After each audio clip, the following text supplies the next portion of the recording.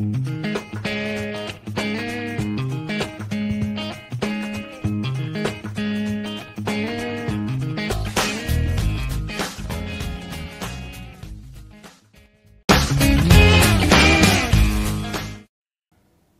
to all dear students and viewers. I hope you will be fit and fine. Today we are going to read the second poem of the book Hornbill of class 11th. The name of the poem is The Laburnum Top, written by Ted Hughes. Before reading to the poem, let's know about the poet. About the poet. Edward James Hughes was born on 17 August 1930. Edward James Hughes जो है 17 अगस्त 1930 को born हुए थे. He was an English poet, translator and children's writer. ये एक English poet थे, translator थे और एक चिल्ड्रंस राइटर थे. चिल्ड्रन की स्टोरी लिखा करते थे. Critics frequently rank him as one of the best poets of his generation. Critics, that means a person who is professionally engaged in the analysis and interpretation of works of art, or one who expresses reasoned judgment. तो जितने भी critics थे उन्होंने frequently लगातार उनको rank किया है as one of the best poets of his generation. अपने generation के best poet में उनको उन्होंने रैंक किया है.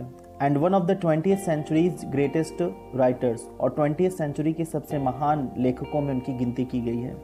He was appointed poet laureate in 1984 and held the office until his death. इनको अपॉइंट किया as poet laureate. Poet laureate means क्या होता है कि worthy of the greatest honour और डिस्टिंक्शन.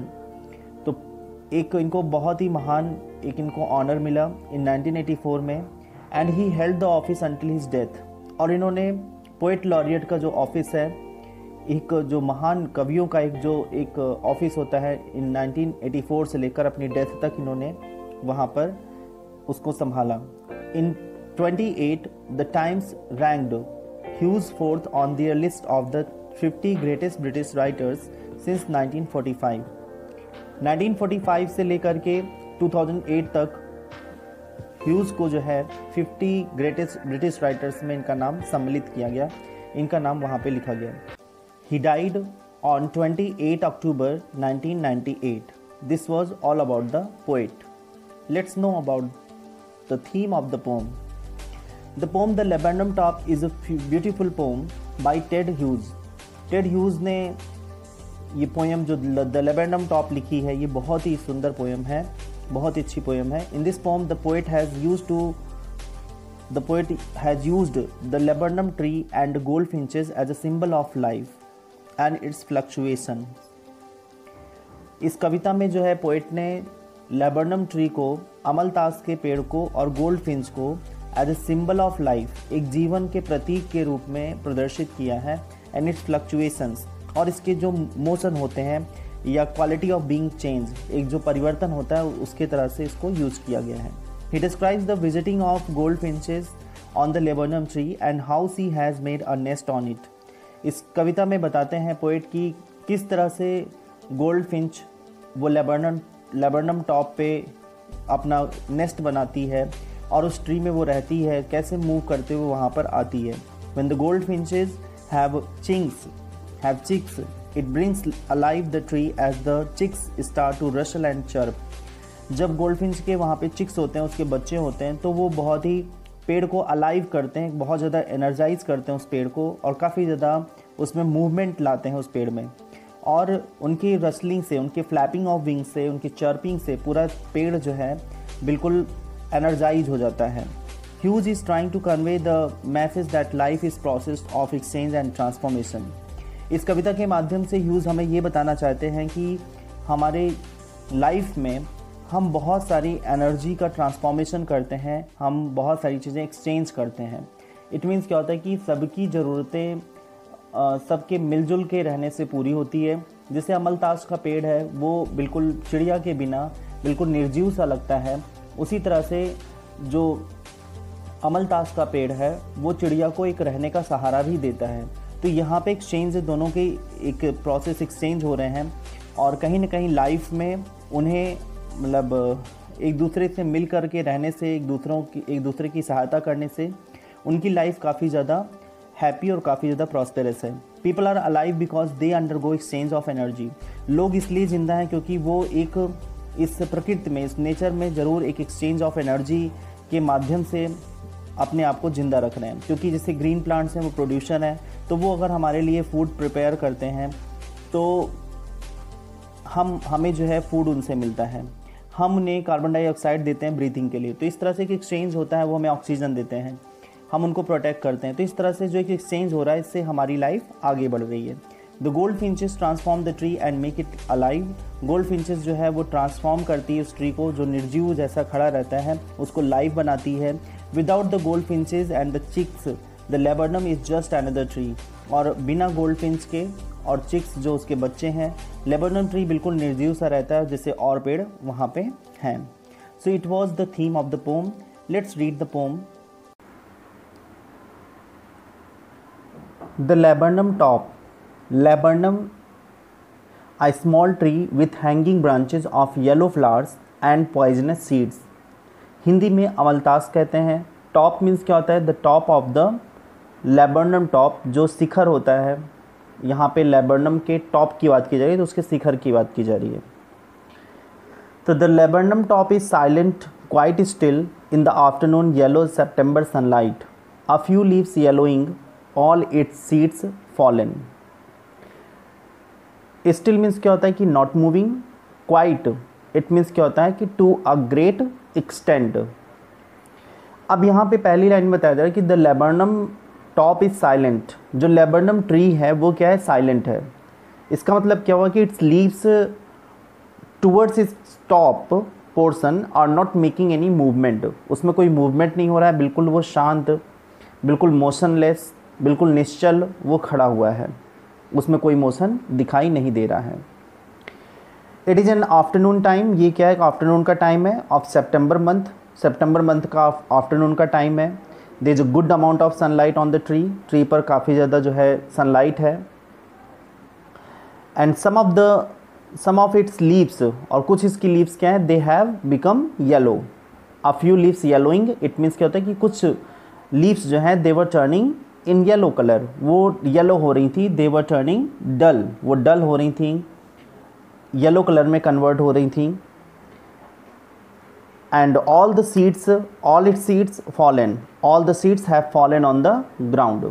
और जितने भी इसके सीड्स थे वो क्या हुए थे? सारे नीचे गिर चुके थे।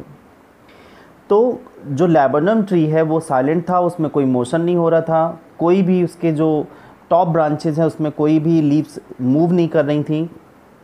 आफ्टरनून का टाइम था, सितंबर मंथ था, और एक काफ़ी गुड अमाउंट में सनलाइट उस पर पड़ रही थी। और कुछ ही उसकी लीव्स जो हैं वो येलोइश हो गई थी, कुछ येलो कलर की हो गई थी। और जितने भी उसके सीड्स थे they have fallen on the ground, वो सारे सीड्स जो है ज़मीन पर गिर चुके थे।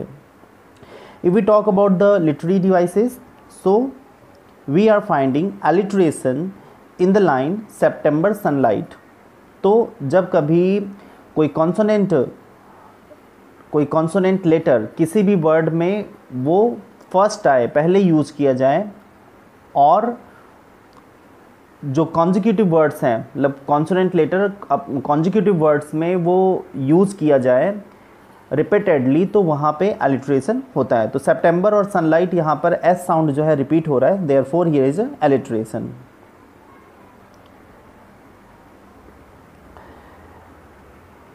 और अगर हम यहाँ पे बात करें तो पोएट यहाँ पर काफ़ी ज़्यादा ग्लूमी, एक उसका जो ये जो ओपनिंग 3 लाइन्स हैं उसमें काफ़ी ज़्यादा सैडनेस रिप्रेजेंट कर रहा है poet. Because poet has described sunshine as yellow. Poet ने सनसाइन को येलो डिस्क्राइब किया।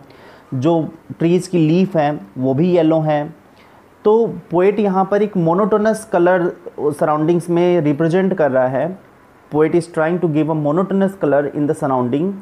सो मोनोटोनी दैट रिप्रेजेंट सैडनेस। जैसे क्या होता है कि जब किसी की लाइफ मोनोटोनस होती है, उसमें कोई चेंज नहीं होता है, उसमें कोई न्यू चीज़ें नहीं होती हैं, तो वो लाइफ क्या होती है? मोनोटोनस हो जाती है, डल हो जाती है, और वो काफ़ी ज़्यादा उसमें सैडनेस होती है। तो पोएट यहाँ पर ओपनिंग 3 लाइन से एक बता रहा है कि जो अमलतास का पेड़ है, जो लेबरनम ट्री है, उसके आसपास कितनी ज़्यादा उदासी है, कितना ज़्यादा वो डल है।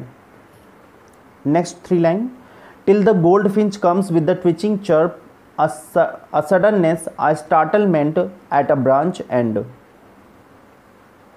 गोल्ड फिंच मीन्स क्या होता है? That's a type of bird जो येलो कलर की होती है, small singing bird with yellow feathers on its wings. Twitch means क्या होता है कि मूव विथ जर्क। चर्प आपको मालूम है that's a sound of bird. Startlement it means surprise.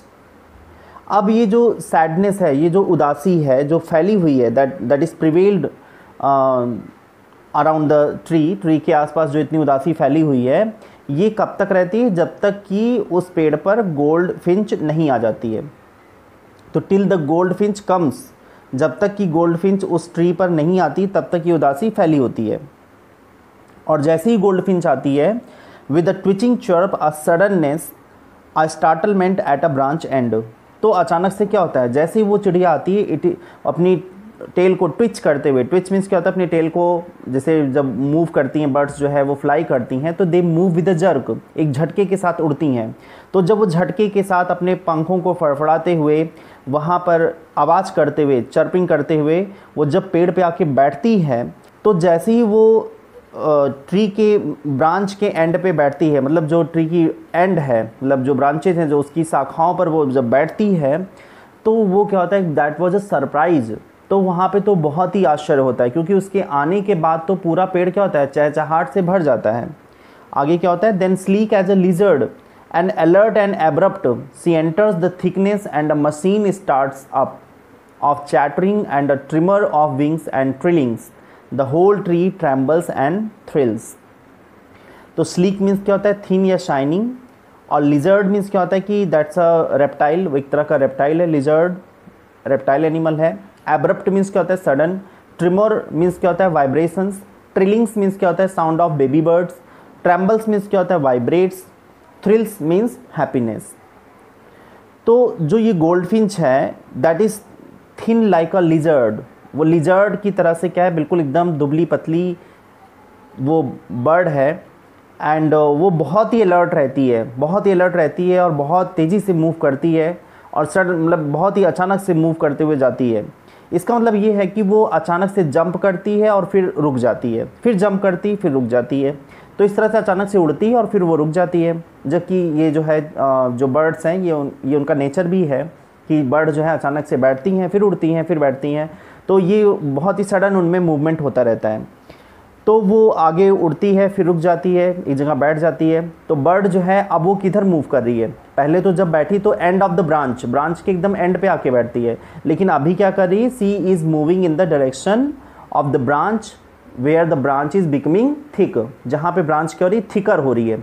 तो थिकर मीन्स क्या होता है कि वो अब जो शाखाएँ हैं, जो पतली शाखाएँ हैं, उस उधर से वो मूव करती हुई कहाँ जा रही है? तने की तरफ जा रही है, स्टेम की तरफ जा रही है। तो अक्सर क्या होता है कि जब हम अगर ब्रांचेस की जो last and of the branch अगर हम देखें, तो अक्सर वो थिन होती हैं, पतली होती हैं, और फिर जो उसकी ब्रांचेस से जब वो बर्ड आगे बढ़ेगी, थिकर ब्रांचेस जो उसकी मोटी मोटी ब्रांचेस उधर जाएगी, तो वो तने की तरफ जा रही है। तो वो मूव करते हुए स्टेम की तरफ जा रही है। Bird is moving towards centre of the tree. So here the bird is moving towards the centre of the tree and she moves towards the centre of the tree. And वही क्या है? उसका nest है। And जैसे ही वो वहाँ पे पहुँचती है, उसके जो चिक होते हैं, जो उसके बेबी होते हैं, they start making a continuous noise like a machine. जैसे मशीन होती, कोई मशीन चालू कर दीजिए तो लगातार कंटिन्यूस उसमें साउंड होता है, उसी तरह से उसके जो चिक्स हैं, जो उसके बेबी हैं, वो चर्पिंग करना शुरू करते हैं और वो लगातार चर्पिंग करते रहते हैं मशीन की तरह से। They start flapping their wings, अपने विंग्स को फड़फड़ाना शुरू करते हैं। दे स्टार्टेड चर्पिंग, खूब साउंड करते हैं। अभी क्या है? This is showing happiness. ये क्या शो कर रहा है? कि खुशी को शो कर रहा है, क्योंकि उसकी मदर बर्ड आई हुई है। अब जितनी बेबी बर्ड्स हैं वो अपनी मदर को देख करके खूब खुश हो रही हैं, खूब अपने पंखों को फड़फड़ा रही हैं, चहचहा रही हैं। पूरा वो पेड़ क्या होता है, जो अभी एकदम बिल्कुल शांत और बिल्कुल उदास जैसा खड़ा था, चिड़ियों के चहचहाहट से, उसके मूवमेंट से एकदम बिल्कुल वो पेड़ क्या होता है? एकदम लाइव हो जाता है। मीन्स दे स्टिमुलेट, वो एकदम एनर्जाइज कर देती हैं उस पेड़ को, जैसे उसमें जान आ जाती है पेड़ों में, बिल्कुल उसकी पत्तियां हिलने लगती हैं। तो पेड़ पूरा क्या होता है? पूरी तरह से वो एकदम लाइव हो जाता है। And their happiness makes every part of the tree happy, और उनकी इस हैप्पीनेस से पेड़ के जितने भी पार्ट हैं वो सब एकदम पूरी तरह से खुशियों से भर जाते हैं। The tree that was still earlier is now vibrating with happiness, और जो पेड़ अभी कुछ समय पहले बिल्कुल शांत था, खड़ा हुआ था, उसमें कोई मोशन नहीं था, अभी वो एकदम बिल्कुल वाइब्रेट कर रहा है खुशी से, उसमें अचानक से आवाज़ हो रही है एकदम, मतलब वो उसकी सारे जितने भी ब्रांचेज हैं वो एकदम उसमें मोशन हो रहा है। It is the engine of her family, she strokes it full, then flirt out to a branch and showing her barred face identity mask. Here strokes means fills, flirts means moves, and barred means full of spots or strips. तो जो baby birds होती हैं उस पेड़ पर वो, और जो उसकी मदर बर्ड हैं, मदर बर्ड के आते ही जो बेबी बर्ड्स है वो काफ़ी एक्टिव हो जाती हैं, मशीन की तरह से चर्प करने लगती हैं, जिससे मशीन की आवाज़ होती है, उसके इंजन की तरह से उसमें आवाज़ होने लगती है, और काफ़ी उनको मोटिवेशन मिलता है। जो बेबी बर्ड्स हैं उनको काफ़ी मोटिवेशन मिलता है उसके मदर के आने से। तो ये जो टर्म है यहाँ पे जो बोला गया है कि जो गोल्ड फिंच है वो इस तरह से आवाज़ कर रही थी जैसे कि इंजन्स, तो ये क्या कर रहा है, ये बता रहा है कि वो कितनी ज़्यादा अपने मदर को पा करके कितनी वो बेबी बर्ड्स हैं कितनी मोटिवेट होती हैं, कितनी एनर्जाइज होती हैं। देन उसके बाद क्या होता है कि जो मदर बर्ड है she starts moving out towards the end of the branch, अब वो आती है अपने बच्चों से मिलती है, फिर उसके बाद फिर लास्ट में फिर वो मूव करते हुए एंड ऑफ द ब्रांच की तरफ वो जाती है, मतलब थिकर ब्रांच से थिनर ब्रांच की तरफ मूव करती है। अब जब वो मूव करती है तो उसकी जो उसका फेस है उसके फेस पर क्या है कि ब्लैक स्ट्रिप्स, कुछ काली काली धारियाँ हैं, तो they are black stripes on his face, उसके फेस पे ब्लैक धारियाँ बनी हुई हैं। These stripes are looking like a mask on her face, और जो उसकी ब्लैक जो स्ट्रिप्स हैं वो जैसे लग रहे हैं कि जैसे मास्क की तरह से उसका फेस पे जो means showing her bird face identity mask. तो जो उसकी ब्लैक स्ट्रिप्स हैं वो जैसे मास्क की तरह से लग रही हैं, उसके फेस पे जैसे मास्क उसने पहन रखा है। Her yellow body and black face is her identity, और ये गोल्ड फिंच की जो आइडेंटिटी है, जो उसकी पहचान है, वो क्या है, उसकी येलो बॉडी, येलो कलर की बॉडी और ब्लैक स्ट्रिप्स जो उसके फेस पर दिखाई दे रहा है वो उसकी एक आइडेंटिटी है, उसकी एक पहचान है। If we talk about the poetic devices, so the literary devices is used here in the second stanza. A sudden startlement, तो यहाँ पे भी एस साउंड जो है कॉन्जिक्यूटिव वर्ड्स में देखने को मिल रहा है। So here is a device of alliteration. Sudden startlement, it is used in the second stanza, second line. A suddenness, a startlement, so here is a device of alliteration. Sleek as a lizard, so sleek as lizard it is used in the third line. Here is simile, because यहाँ पर जो gold flinch जो है इतनी thin है, पतली है, उसको किससे कंपेयर किया गया है, एज अ लिजर्ड, और इतनी अलर्ट है, तो लिजर्ड की तरह से अलर्ट है, लिजर्ड की तरह से पतली है वो दिखने में, तो उसकी जो क्वालिटी है उसको कंपेयर किया जा रहा है। So here is a device of simply.